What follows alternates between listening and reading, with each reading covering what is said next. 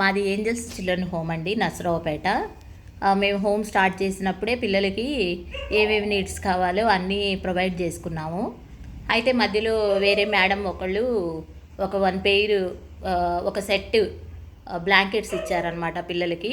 వాటన్నిటినీ మేము దాచిపెట్టామంటే పిల్లలకి ఎప్పుడైనా ఫ్యూచర్లో నీడ్ ఉంటుందని.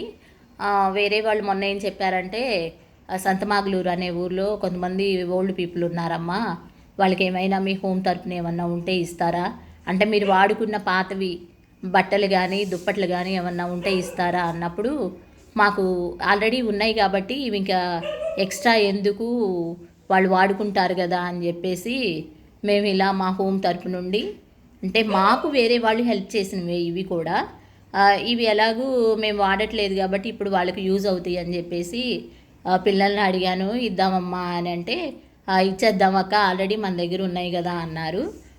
సో ఆ మేడం గారు ఇచ్చిన ఈ బ్లాంకెట్స్ని మా దగ్గర ఇంకా కొన్ని ఉన్నాయి, వాటికి తోడు మేము ఇంకా కొన్ని కొన్నాము బయట, కొనేసి మొత్తం 30 బ్లాంకెట్స్ సంతమాగులూరు పంపిస్తున్నాము. అక్కడ ఏంటంటే వెనుకబడిన వర్గాలు, ట్రైబల్స్ అలా ఉన్నారు, వాళ్ళు బాగా ముసలోళ్ళు, పూర్ అనమాట. సో వాళ్ళకి హెల్ప్ చేయండి అని అడిగారనమాట. దానికోసమని మేము మా దగ్గర ఉన్నవే కాకుండా ఇంకా కొత్తగా కొన్ని కొని యాడ్ చేసి వాళ్ళకి పంపిస్తున్నాం అనమాట. Angels children home, Narasaraopet.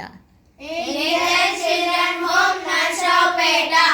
Angel children home, Narasaraopet.